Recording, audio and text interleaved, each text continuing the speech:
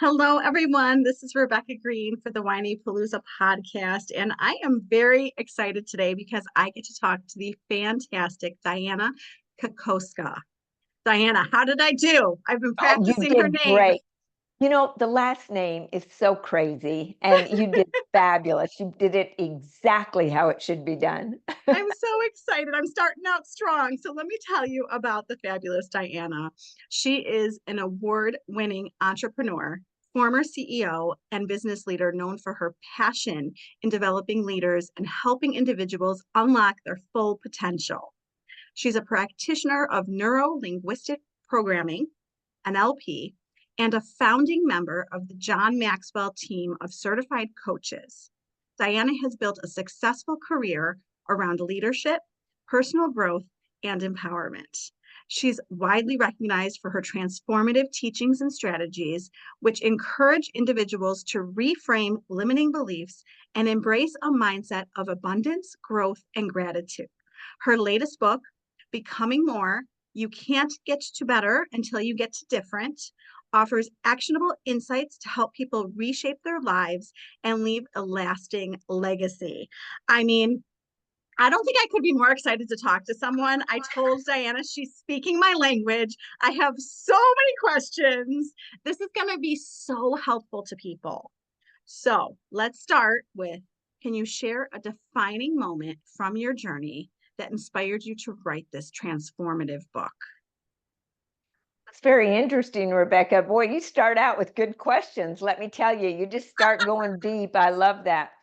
The transformative journey actually started when I was in about eighth grade. Now, I was so fortunate. We had a great family, and we did grow up, though, with one bathroom, and there were five kids, right? Oh gosh. Yeah, and so with that happening, well, we all got the bathroom for 15 minutes, and we worked at the grocery store before school. So we all left at 5:30 a.m. So the great part is if you were number five, well, guess what?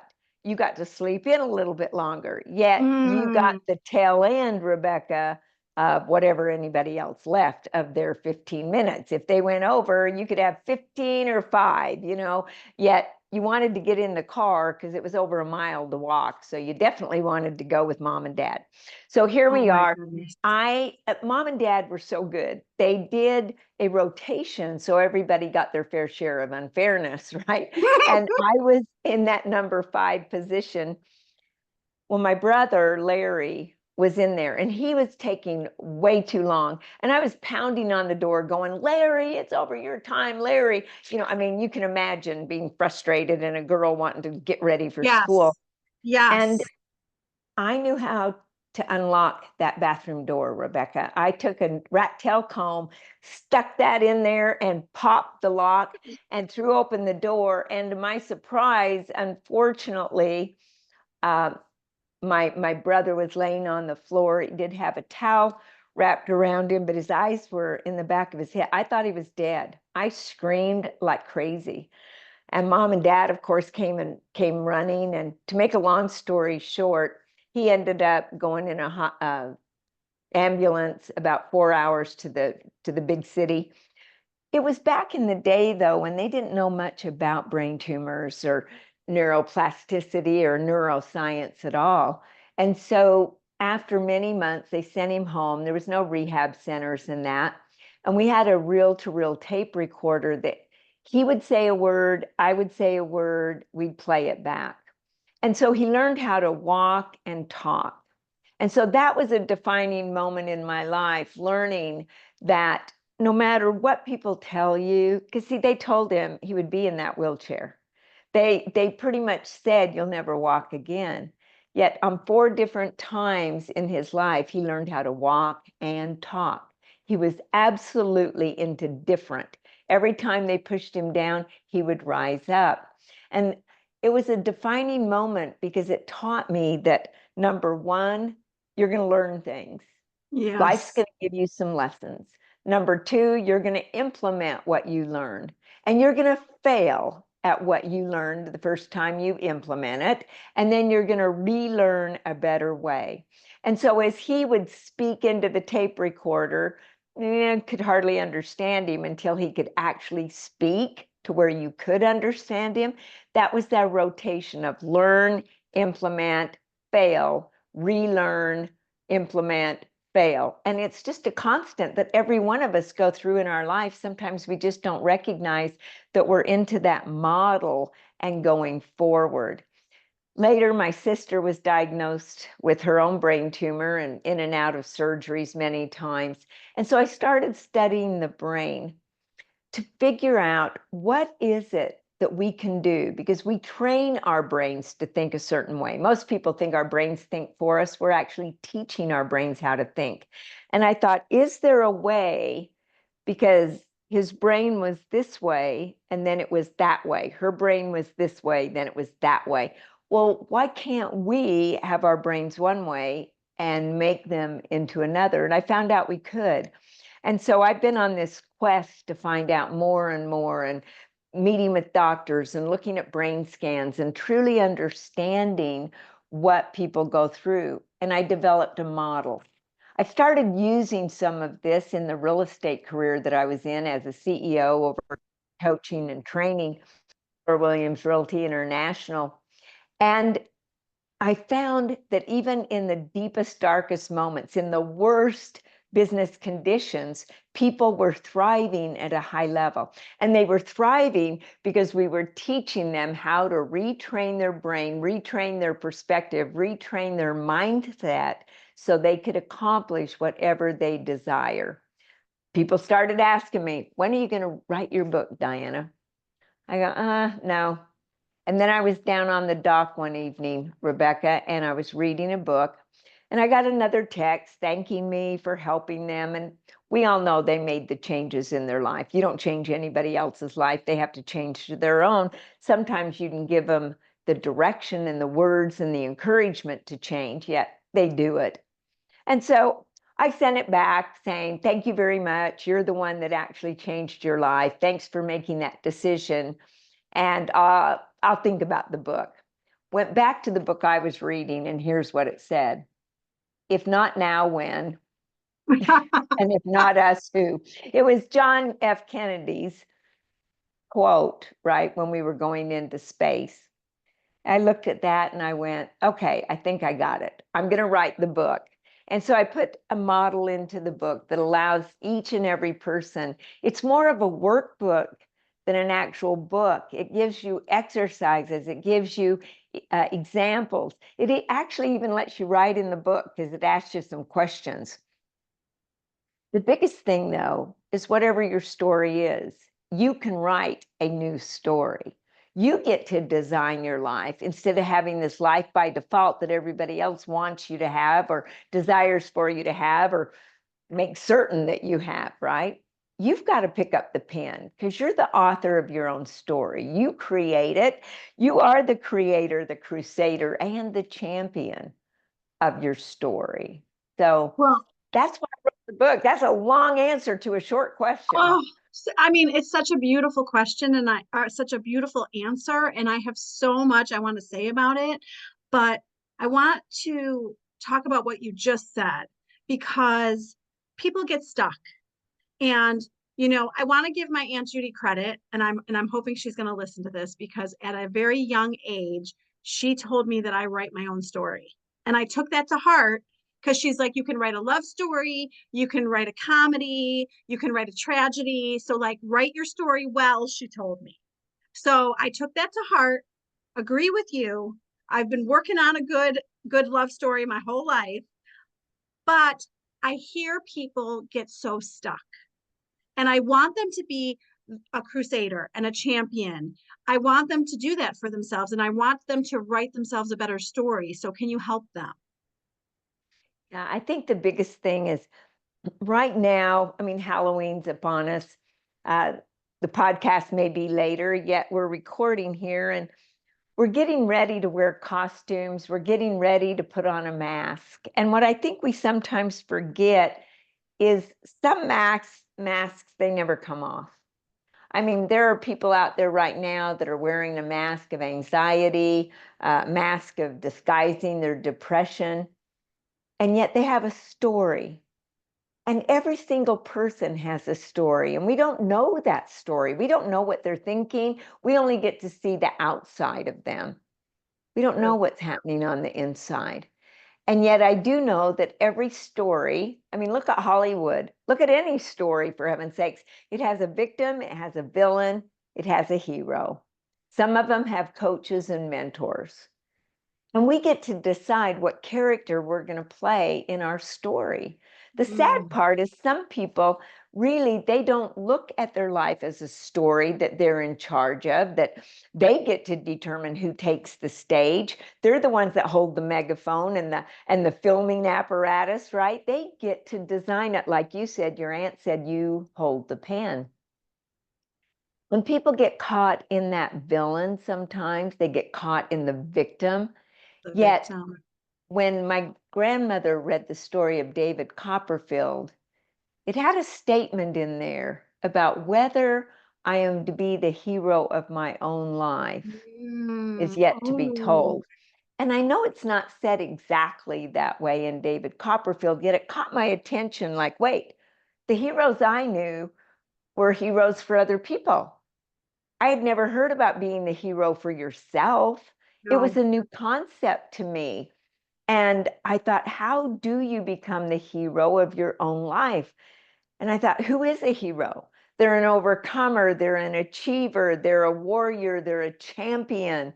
Mm, And I thought, Superman is a hero, right? Yeah. But then I thought Wonder Woman, because she was a woman and she was in the comics and she was a superhero, right? And her name was Diana, just like mine. So I thought, oh, shoot, I'm going to play like I'm Wonder Woman. yes. And I started realizing that it wasn't playtime.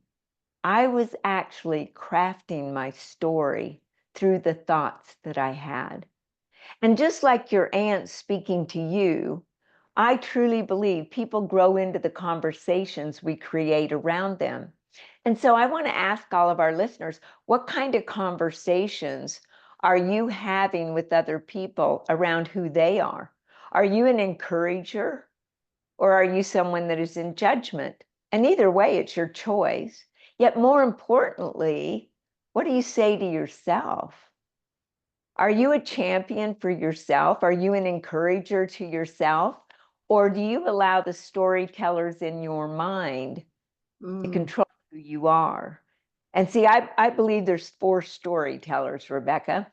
Number one, the storyteller that's the deceiver. It's the deceptive storyteller. It's mm, the one that just wants to eat us up, the one that says you should have done this and you should have done that and you should do this and oh my goodness, I can't believe you said that and you'll never amount to anything and who do you think you are? You're too old, you're too young, you're too short, you're too tall. It's just constantly talking to us and it's devious. And then we have the flattering storyteller. That's the one that says, oh, been there, done that. I don't need to listen to anybody. I already know it all. That's okay. Or it may be so flattering that, oh, why would I ever do that? I don't think they look very good doing that, right? So I'm not going to do that because we all want to look good and be right. Then there's the one that really frightens me. And I see this one over and over again. As CEO, I saw it many times. And that is the reasonable storyteller. It's the one that allows us to give reasons or excuses as to mm, why something happened. And I have a statement that you can either have results or you can have reasons, but you can't have both. mm. Oh, I love And that so line. yeah, we get to choose. And then the fourth storyteller, well, that's the one I want everyone on this podcast to absolutely talk to, listen to, and to actually feed this storyteller. It's the encouraging storyteller, it's the empowering storyteller. It's the one that Mm, allows us to say, you know what? Maybe I'm not going to be the best at that the first time, yet I'm going to go for it. It's the one that allows us to get outside of our comfort zone and stop being this hostage, being held by the thoughts that we have. I mean, we are in a prison, and the bars are those thoughts that we continually have about ourselves. And the prison itself is our comfort zone that we're so afraid to get out of. And So which storyteller are you listening to? And let it be the empowering one.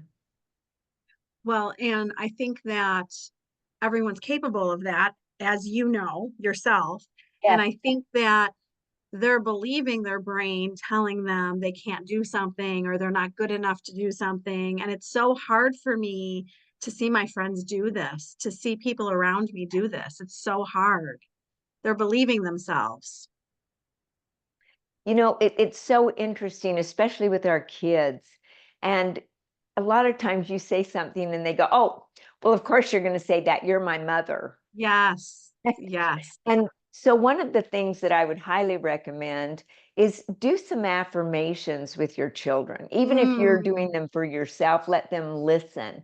And then you can have some fun with it and say, you know, like, I am a person with high energy. Oh, you are a person with high energy. And our brain takes in the you are so well. It's like listening to somebody else and yet have them say it back. You are, only make certain they're in a mirror, right?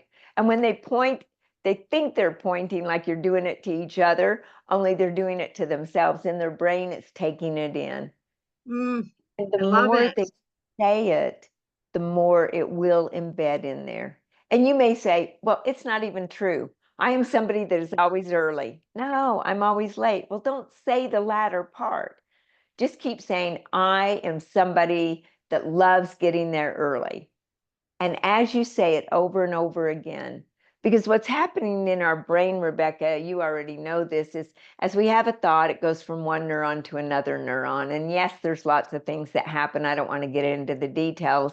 Yet it's like it makes a path. And along that axon that it travels, it's like a patch of grass. You're walking across the grass.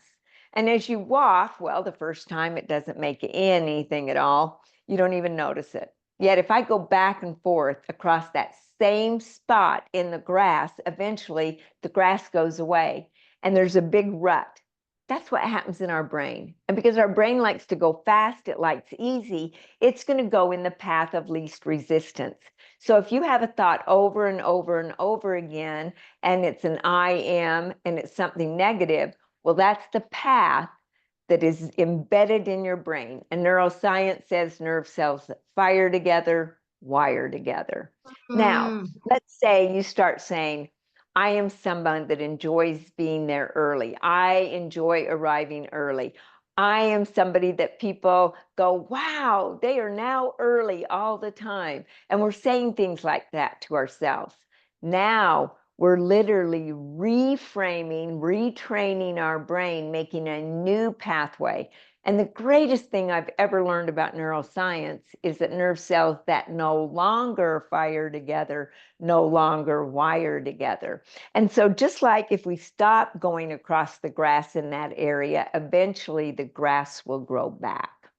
That's what happens in our brain. And now the easy way to go, the way that we've trained our brain and our body follows, is we're going to be there early because we've told ourselves that so many times, and now it has become a belief. such a good explanation.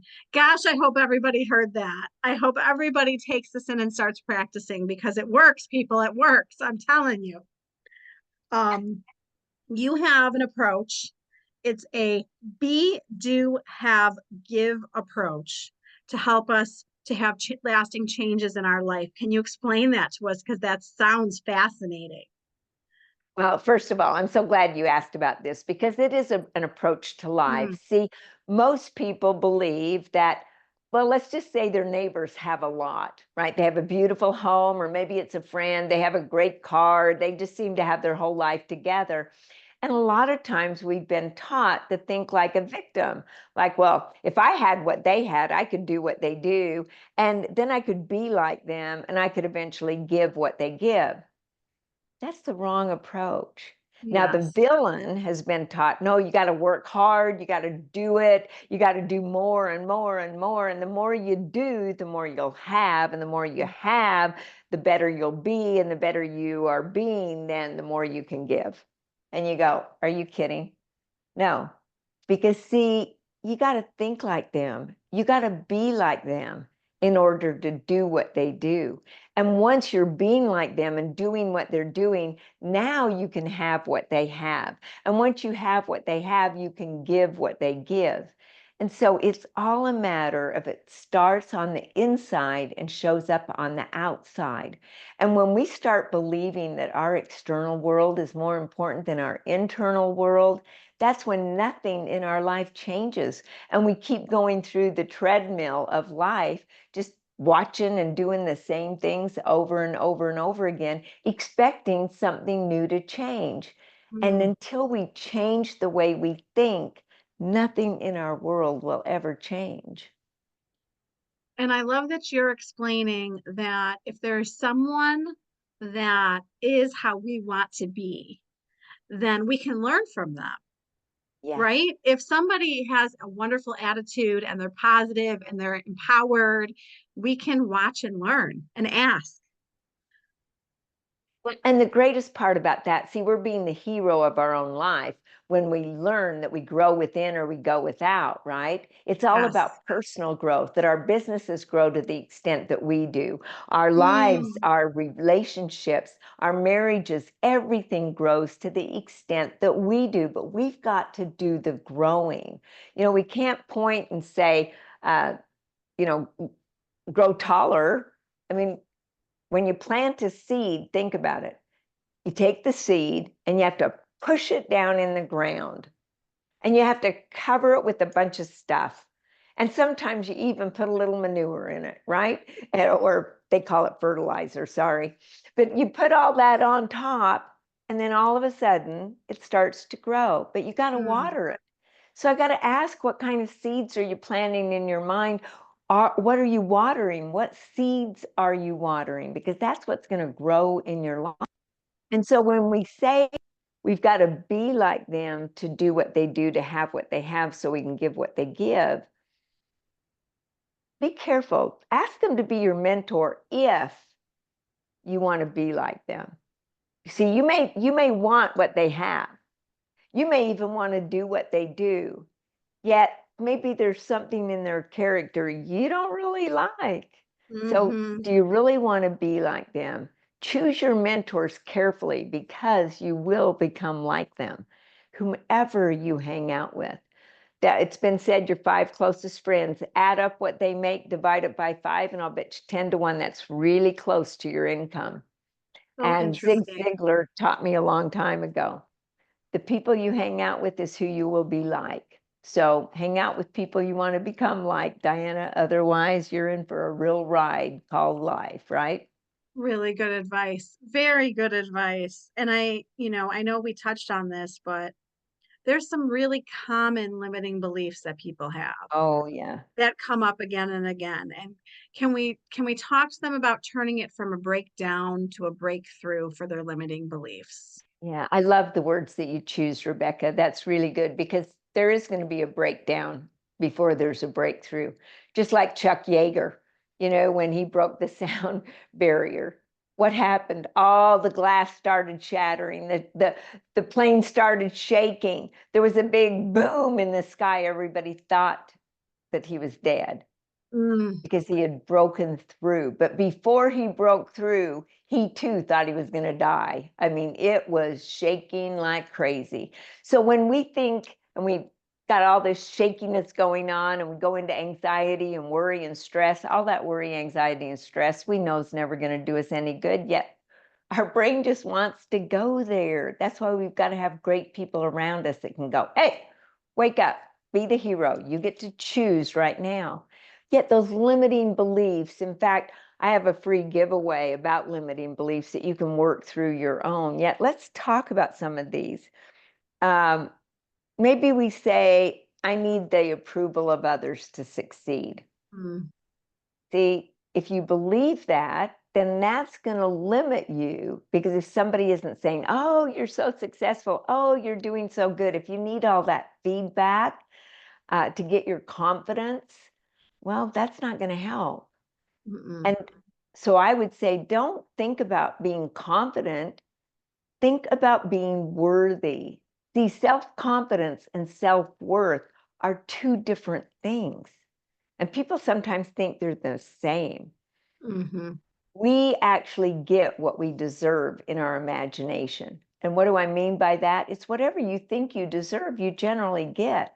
So start thinking the best of yourself. In fact, one of the affirmations I use is what I believe about myself is what I will become. So I believe the very best of myself. Oh, I love that so Now, much. I happen to believe I'm a child of God. So are you kidding? It doesn't really matter what other people think. I know what I think, I know what he thinks, and so I'm fine with it. Yet some people say, well, I'm not good enough to do what great people do. Oh, every one of us have been given a gift. Before we got on the podcast, I thank you for the talent that you have and sharing it with everyone. Because, see, you not only opened up your gift, you shared that gift and you multiplied your talent, which is what we're supposed to do. And everyone listening out there, you've got a gift. The question is, have you opened it up? And if not, open it up. Maybe you are thinking that it's too difficult, that there's too many sensitive conversations that would happen around it. You might disappoint a friend or something. Yet that liberating belief is I have the confidence to do this. And even if I fall, I have the persistence to get up and keep going. And in my book, I talk about limiting beliefs versus liberating beliefs and how we can actually work through those. In fact, every part of the model that I give, Rebecca, I give the limiting factors of it and the liberating factors and give people how to move from one to the other. So if there's any area in your life that you're just not happy with right now, literally go to that section of the book and work through it. Like I said, it's more of a workbook that you can work on yourself and have the life that you desire, more importantly, that you deserve. So, for the people listening who feel stuck in their limiting beliefs, I am going to guess that you can give them hope that you have seen people who are feeling stuck make the progress to more liberating beliefs. Absolutely. In fact, there was a lady who believed that she wanted to be a coach. And she came to me and she goes, I just don't have what it takes. And her voice was really like this. And she said, I just don't know how. I just don't have what it takes. I can't do it. Nobody wants to listen to me. And I go, well, now she's allowed me to share this, just so you know. Yeah, yeah. And I've shared it many times. In fact, she'll even share the story. I looked at her and I said, you know, I love you and you know, I believe in you. And you're right. Right now, you cannot be a coach. Yet let's look at how we can take that belief and make it different. Because until you change that belief, it's not going to work. Number one, have you thought about getting a speech coach? She said, no, no one's ever told me to. I said, well, first of all, you do your coaching over the phone. You definitely need a speech coach. She went out, she got a speech coach. She lowered her voice. She has a beautiful voice now. And she's a great coach and has been a coach for Wow. 15 years now. A very good coach. She's gone on to become a leader in an organization and she's just thriving. She ended up getting a divorce because she started doing so great. And I don't recommend that to anybody, yet it just wasn't working. And now she's getting remarried and she's having a ball. She was a single parent. She had a lot of things to work through, but each and every one of them. It wasn't just changing her thoughts about herself, it was about changing her perspective about a lot of things. There's limiting beliefs about ourselves, there's limiting beliefs about the world, there's limiting beliefs about the way that we speak. More importantly, the words that we choose identify some of the limiting beliefs that we don't even know that we have. So So it's so true. fun to know that we can work through them, though. That's the main thing. Oh, I love that story. I love that. That's so inspiring. I'm so glad she's doing well. That's amazing. Yes. I mean, So, I can tell you countless stories of people that didn't, a speaker that she said, oh, I remember one lady, and she was in the bathroom and she was crying. And I go, is there something I can help with? Because we were at an audition and I knew she was getting ready to audition. I said, did something happen? And she goes, I can't do this. I can't audition today. I said, well, what happened? Tell me about it. I'm sure it will work through. We'll put you at the very end. And she goes, no, I just don't have what it takes. I'm going to go out there and make a fool of myself. And I go, stop. You came here for a reason. What made you believe in the first way that you wanted to be a speaker? She goes, well, I want to help people. I said, so helping people, is that more important than what people might think of you? She said, well, yes, I want to help people. I go, okay. So let me ask you, when you get up in front of everybody today to audition, who is that about? If you're concerned about what they think of you, is that about the people in the audience or is that about you? And she stopped and she said, well, that's about me. And I said, well, wait just a moment. You just said that you wanted to help people more than make it about you. So which is it? And she said, I want to help people. I said, well, then you have to audition. Otherwise, it's about you and you're lying to yourself and you're lying to everybody else by saying you really care about people. So Oh, you that's decide, perfect. I'm going to support you either way, and I'm going to love you either way. If you decide not to, that'll be fine, and we'll know that you care more about yourself than other people. And if you get up there and you audition, then we know that you care more about people. And who cares what they say? Because whatever they say, the feedback is going to help you get better. Well, she went on to audition. She did make it as what we called a red shirt. And she became so good that it wasn't within a year, she was one of the better speakers and had the best ratings of many of the other coaches that we were sending out. And so a lot of times we just need somebody to tell us the truth instead of condoning us. Because a lot of people, they go, oh, you're so mean. I go, no, I'm not mean at all. I'm taking a stand for their greatness more than they will stand for their limitations. See, if you're surrounded by people that are going, honey, yes, you need to understand. I understand that.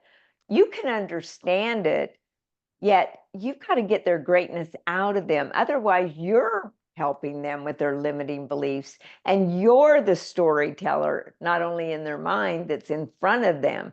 Be the one that empowers them, that encourages them, that literally understands how to speak with them to get them to do what they need to do. Because if you don't see more in people than they see in themselves, well, how are you ever going to add value to anybody? Oh, that couldn't be more true. And I often think we want it so bad for other people, and I want us to want it so bad for ourselves too. Isn't that the truth? It is interesting that we Yeah, want it so bad for other people. yeah. And yet for ourselves, it's almost like we don't deserve it. I was literally, you just took the words out of my mouth. Why does someone else deserve it and we don't? That's the question to ask yourself. It's a great question. Yeah, And it all stems down to that self-worth. In my book, I yes. talk about the four energies of success, and I, confidence is one of those yes, energies. please. Okay, what are tell us all of them. I want to hear Well, all of them. yeah, the energies of success. Well, first of all, let's talk about those energies that actually limit us, right? They're fearful, worried, nervous, depressed, dissatisfied, anxious, stress, complaining. Oh, that's a big one. Complaining to me equals a garbage magnet, for heaven's sakes. Oh, And we just, when we complain, we just have more to complain about. And yet oh when we boy. show gratitude, we find more things to be grateful for. I love that. Irritation, that's one that I really had to work on. I could become Mm. very irritated, right? And I realized that that wasn't an energy that was serving me, nor self-doubt. Self-doubt. See, we all have an energetic calling card, Rebecca, and they literally fill that energetic calling card before you could ever hand them a regular business card or trade phone numbers with them on the phone, even airdropping.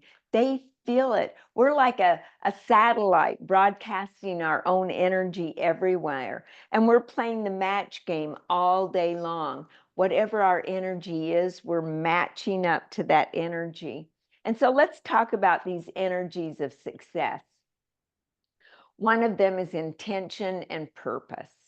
And a lot of people say, I don't know my purpose. Well, there's ways that you can find your purpose. Yet literally, what is your gift? What are your strengths?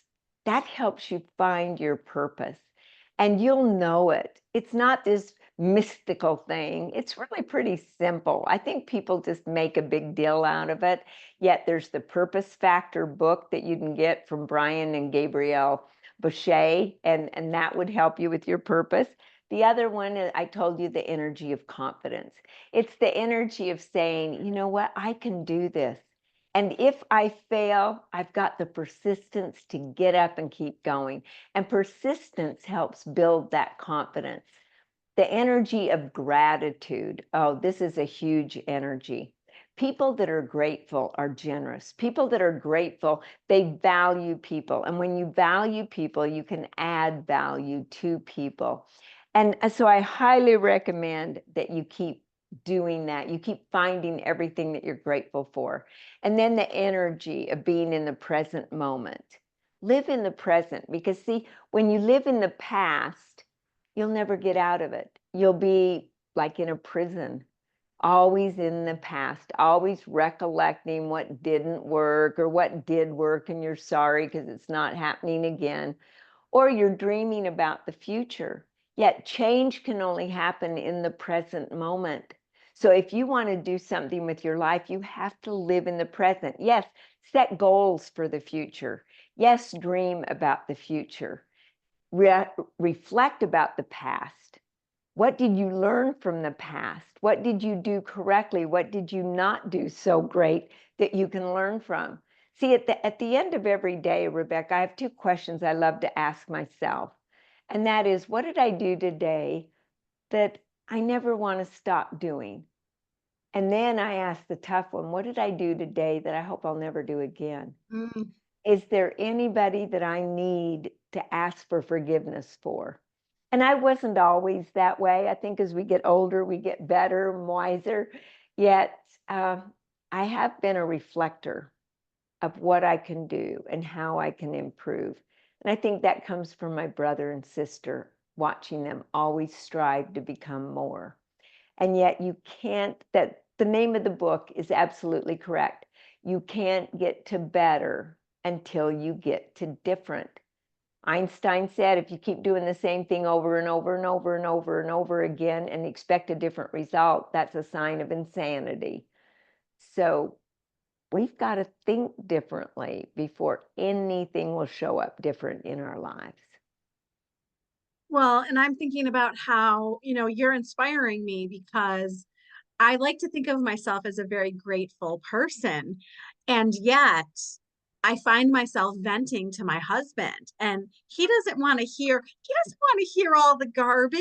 Like, how about hearing I'm so thankful for our life and my day of work? And, how about telling him all the good stuff? It's like, I think the good stuff isn't as important as the other stuff that I need to vent about. Well, and you know what's interesting is when we take a picture, we have the camera, right? Or our Mm, phone, so to speak, and we're aiming that phone at exactly what we want to capture. Yet we don't do that in our life. And I just no, find that so interesting. that's Why so is true. that picture so important that we want to capture it? And yet in our life, if we speak about the good things, aren't we capturing that and Yes. putting good thoughts in our mind, which puts in good chemicals into our body? Mm, And yet when we complain, we're actually putting bad chemicals into our body, because all that complaining, well, it certainly doesn't feed the good stuff, right? It's always something's wrong.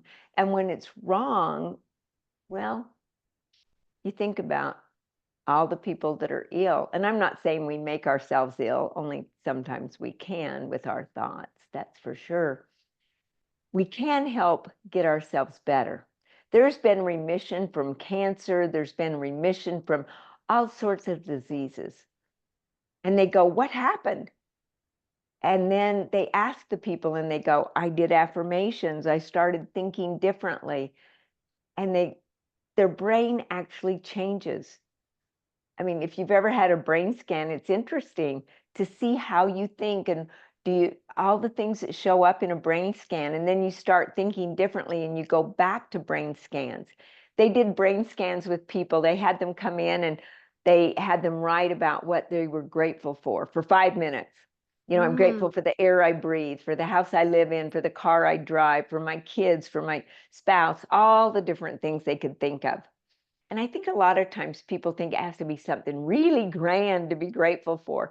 No, it can be grateful for the fact that we can be on a Zoom call, that we have a camera, that we have a chair to sit in, that we have a pen to write with, that we have books to Yeah. read, I mean, you just look around your room. I'm grateful for the table. I'm grateful for the food. I'm grateful for the makeup. Oh, goodness, I'm sure you're grateful for the makeup too. I'm grateful for the desk. You can just go on and on.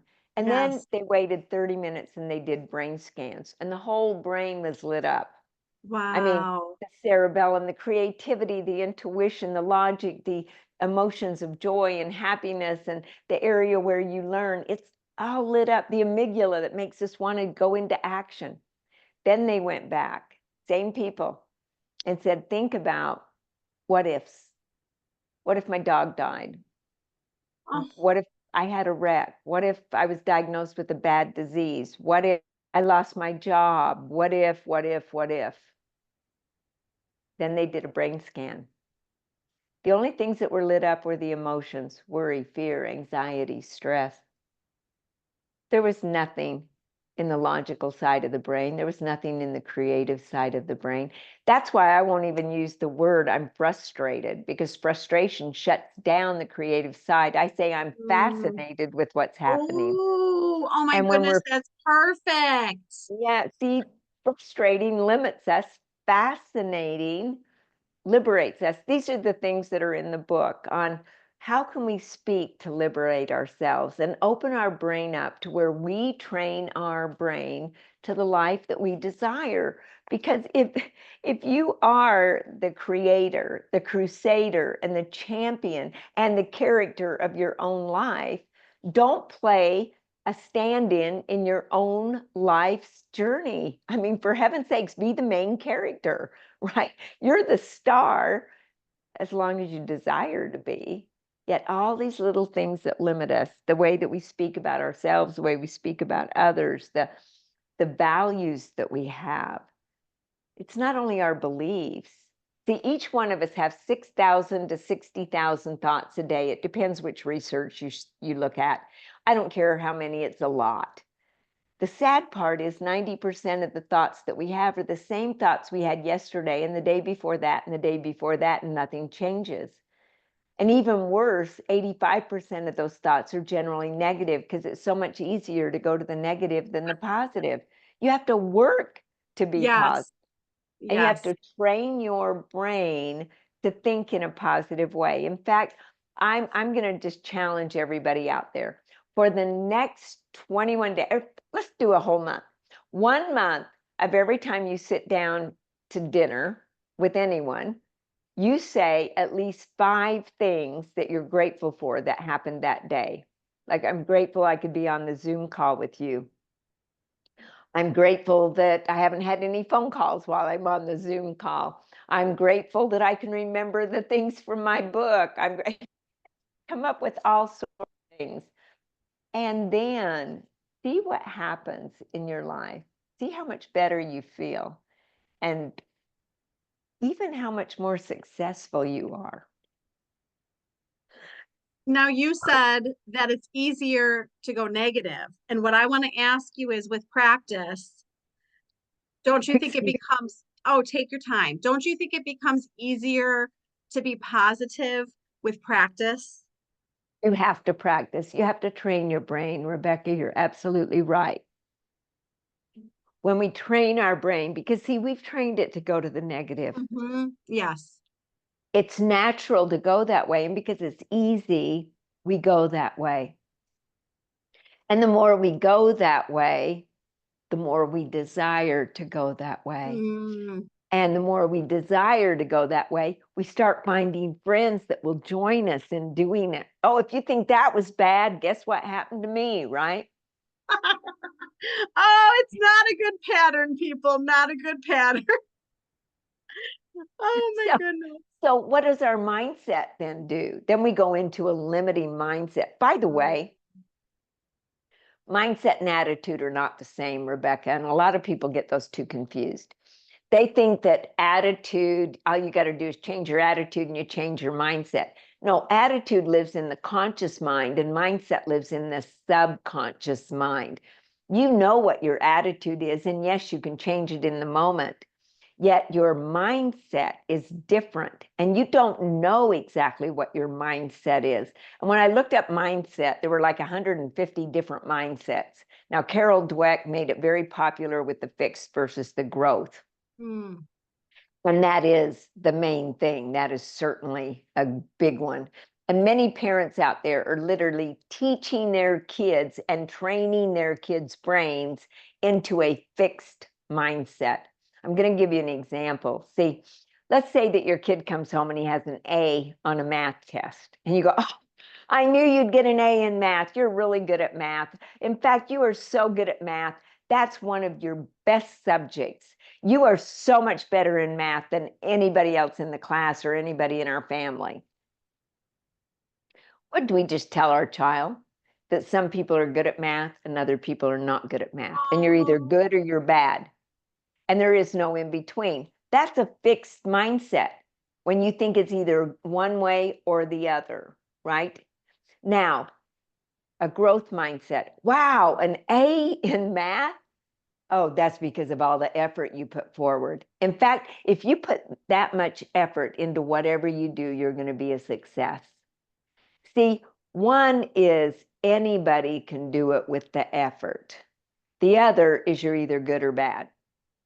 And so good. the one Yeah. is growth, the other is fixed. Yet there's many mindsets that we have, and they limit us or they liberate us. The attitude is how we use that mindset. Let me give you an example. If you have a judgmental mindset, you'll express that judgment in a positive or negative way based upon your attitude. Let's say that, oh my goodness, one of your mindsets is entitlement.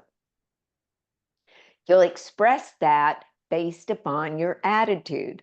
Entitlement, negative attitude. Well, don't you realize who I am? I mean, I deserve that. Entitlement with a positive attitude would be more, well, I was kind of expecting something different. I thought that, did you hear the difference? Oh, yes. And yet, a curious mindset based on your attitude is how you'll ask a question.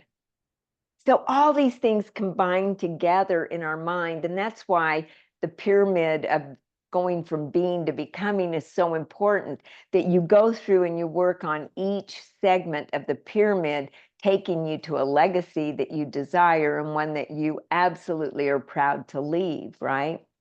Wow. Wow. I hope that everybody listening feels as inspired as I do right now, because I certainly want to go on with my day with like the best attitude and mindset possible. Well, I'm sure you will, because that's who you are. And I just love the podcast that you're doing and how you're helping people. And I trust that something that we said today will help others. And Mm, you can go to the book, look at all the different chapters, see what's limiting you, and liberate. And it doesn't matter. You can be one of the best and the most successful people out there, yet we all have to keep growing, because yes. growth is the only guarantee that tomorrow's going to be better than today. That's what my mentor for 28 years, John Maxwell, has taught me. And man, personal growth, which is one of the chapters of the book, is very important. Well, tell everyone, we all need to read this book. Tell everyone where to find the book and where to find you. Well, Amazon's probably the easiest, or you can become becomingmorebook.com. If you want to order in bulk, we have many companies that it's actually a requirement that their employees Oh, I read it. love that. Yeah, and we have a lot of high schools. I was surprised many private high schools are taking it on as curriculum, which I'm very excited about. And then, of course, you can reach me at Dianna Kokoszka, which I trust you'll put the name up there so they'll know how to spell it. I'm on Facebook, Instagram, TikTok, and you can go to diannakokoszka.com or to dynamicgrowthbusinesses.com and find me. Well, I can't begin to tell you how much I appreciate the conversation that we had, the knowledge you shared. I mean, that was so helpful. I can't thank you enough. Well, thank you, Rebecca, and I appreciate you so much. This is Rebecca Greene, and I want to remind everyone to spend every day laughing, learning, and loving. Thank you for tuning in to the Whinypaluza podcast. If you like what you heard, please be sure to subscribe so you never miss an episode. While you are there, leave a review. I love to hear your feedback. Thank you so much for listening. Until next time. This show has been produced by Market Domination, LLC. To discover how you can have your own show completely done for you and turn it into a real published book and become the authority in your marketplace, go to www.marketdominationllc.com/podcast offer. 49 faces looked to him in triumph. Over the last 12 months, they had each taken turns and promoted his business for a week at a time, driving over $987,342 in revenue. What if you had a network of 50 centers of influence who promoted your business every week for a year? Grab your copy of the #1 Amazon best-selling book, The Ultimate Guide to Growing Your Business with a Podcast, at 33% off the Amazon price by going to ultimatepodcastbook.com. Again, that website for 33% off the Amazon price is ultimatepodcastbook.com.